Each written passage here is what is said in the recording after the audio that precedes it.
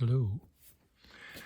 Normally, I would not do a pen video here, sitting on the couch in my robe, drinking coffee at 5 in the morning. I would wait until I was a little bit more wide awake, but I figure why not? Was doing some drawings using these pens sitting right here, and I thought, well, why don't I share with you maybe the drawings I did, well, why not? Why not share the drawings I did? So I was doing some figure drawings using 3 pens. These 3 pens, a 51 special that has sort of a big blobby moppy nib here, which really is uninteresting to me. It's so I don't know what. It's so boring.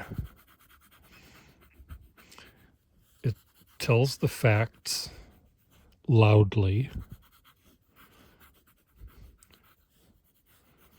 At its maximum depth, from the surface to the bottom, the Grand Canyon is so many feet down. Okay.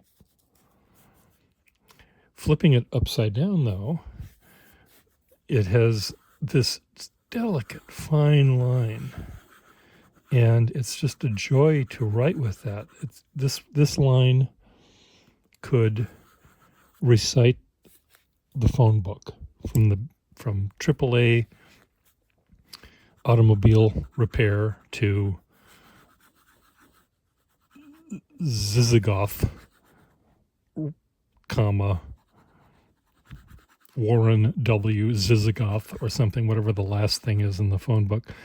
And it's also sort of the same factoid relater, but the fineness of it is such a joy to write with. It would be almost ASMR speaking. You know, you could fall asleep and have beautiful dreams of the phone book with this nib. Really, really cool. And having them both on the same pen by just rotating them, you can have this dialogue between a loud mega Republican and a intellectual, smart Democrat. But he's a convicted rapist. Yeah, but he loves grabbing pussy. Yeah, and your point? Okay, that's this pen. I use this occasionally in the drawings I'm going to show you. I also use this one. Big moppy, rubbery nibbed Eversharp Skyline with lots of dings in it. I like this pen because it looks like it was owned by and used by someone that worked in a car repair place. And not just simple repairs, not putting in new spark plugs. No, they took a completely bent up car that was in a horrible accident and just by brute strength and sledgehammers pounded it back into the correct shape. That's what this guy does. And really nice wet nib. This one, which I fitted, I don't think it came with this nib, though it may have, but I had a nib that was really, really flexible and it's kind of wet, and I filled it with watered down brown ink just because I have watered down brown ink right here.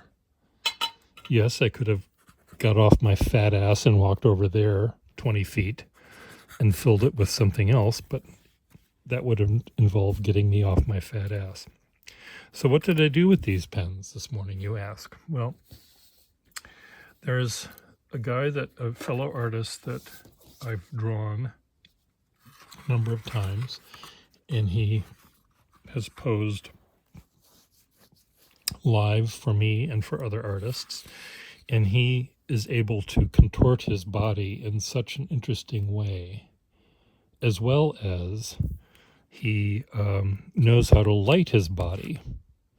So the light comes from the side, so there's shadows cast. You know, you've got, like, look at my hands where the fingers are. There's areas of light that you see between the areas of dark here. And it just makes for a very interesting thing to draw. The cast shadows of this finger on that part of my fleshy part of my thumb thing, whatever that's called. What is this part of pad of your thumb? Your paw, my right paw. Anyway, all of these lines and shadows and highlights and darknesses are really, really fun to draw. And this guy gets it. Some people send me pictures and the camera is set up right here, and that's where their light source is, and then they're standing here. And they look like they're a deer in the headlights, or more accurately, they're on a autopsy slab. There's no shadows, there's no nothing, and it's really, really boring to draw and rather unattractive to look at.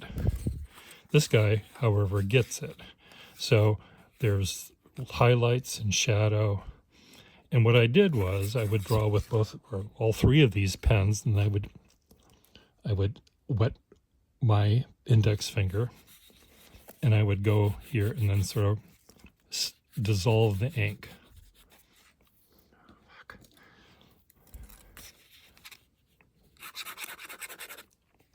Like this. I just ruined that drawing. Sale price. Now I'll try to fix it. So I was drawing with sort of two tones, black and gray and brown and tan. Well, two colors, brown and black.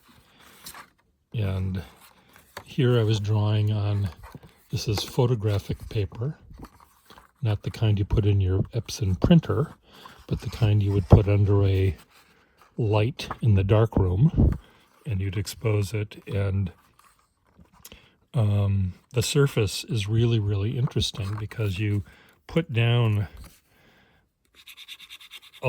something that's wet, and it looks like it's sitting right on the surface of the paper. But you wait a second, and it's like permanent. You can smear it around a little bit when you immediately put it down, but it sort of dries, and you can't smear it. I guess you can if you add a little bit of pen repairman spit. You can with a little bit of moisture, you can reduce it, but it's sort of surprising. I would have thought it would be slippery all the time, because I do have paper that's like that, that's slippery all the time. So anyway, these are the same image done twice. Then I did a drawing in pencil, which I can show you, but I won't. Or will I? Will I show you the pencil? I have another guy another artist as well, who understands how to pose, and he knows how lighting works. So here he is, 3 times over. This is in Prismacolor pencil on black paper. He's hiding his modesty, and here I have to hide his modesty because I don't want anyone to be upset at seeing his junk. And I did the same thing. This was with the 3 pens I was showing you, but I used this sort of sparkly paper, which has little bits of metal in it, or things that resist the ink, so it will never get entirely black because there's these little sparkly bits that reflect it, which is kind of fun. And then this is watercolor paper, and So I did the same thing as I did before. I put down the ink, and then I got my finger wet and then smooshed it around. So this guy, I was drawing this live earlier this morning, and the model was watching me on the Instagram account, and I like making him laugh, or LOL, with the little emoticons that are tears are coming out of their. Anyway, I said, your pose looks like you're a swastika that got in an accident, and because it does look like, the swastika was traveling. Breaking news, there's an accident on Route 93 where a swastika ran into an asterisk. The asterisk was fine, but the swastika is being towed to the repair shop. That's what his poses look like. As does the other guy. The other guy I showed you looked like they know how to make a broken swastika. So, not that you people care what I'm talking about, but again, what I like about a model, imagine a sphere, and imagine there's a model trapped in this sphere. I want the model to fill as much of the sphere as they can. Now, if he just stands up straight with his arms at his side, his head is at the North Pole, his feet are at the South Pole, there's just one line. Well, I don't want that. I want part of his body to touch, again, if it's a globe, think of a transparent globe, and there's Africa, and there's Brazil, and there's United States, and then way back here on the other side is Asia and Japan, and there's Hawaii over here, and over here there's India and Ceylon. I want his foot to be in Australia, his big toe in Australia. I want his left elbow to be in Kamchatka over here, and I want his index finger to be on the big island of Hawaii. I just want him filling up the sphere as much as possible, and that's what these guys do. This guy's toe is on the very little bottom tip of South America. There's the Cape, the Horn, whatever they call that spot. It's not the one at the bottom of Africa over here. It's the one, whatever it's called. And then, so that's there. This one is aiming toward us, New Zealand, let's say. The top of his head is the North Pole. Here, this back of his hand is touching northern Finland. Anyway, he's filling up the sphere. That's what I like a model to do. So if you want me to draw you, send me a picture where you're imagining yourself in a sphere.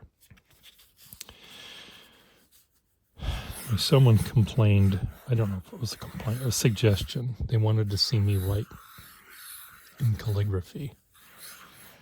Well, I don't know how to do that. I can make a calligraphic line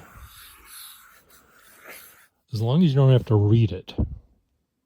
That's just spelling. I'm not a good speller, but I love, making a line.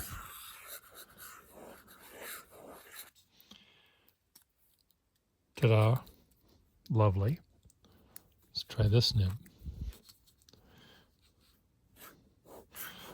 This nib wants me to use shorter words. Shorter, more basic words. Again, think of the guy that owns this pen as the guy that fixes your car with a sledgehammer.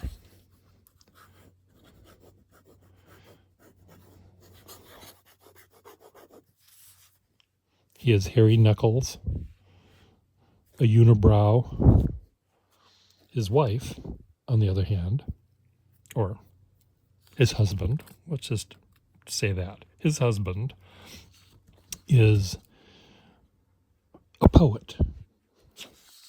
Honey, how was your day at work? I ran it. I used a hammer. Okay. How was your day, dear? Oh my God, I wrote the most delightful dirty limerick. Let me recite it for you. So that's what this pen wants to do. Recite dirty limericks. Based on this guy's experiences. Yeah, there was a guy that came in the shop today. He's from Norway. There once was a guy from Norway. Well, that's this guy. That's this guy doing that. There once was a man from Norway. Yeah, he had a Volvo that had a broken pipe. Whose pipe was whatever you want to. How do I rhyme something with Norway? A, B, A. Is that how that goes? There once was a man from Norway, blah, blah, blah, blah. So there's three things that have to rhyme with Norway. There once was a woman from Norway who hung by her heels in the doorway. Said she to her man, laying on the divan, "Come quick, I've discovered one more way." On that note, goodbye.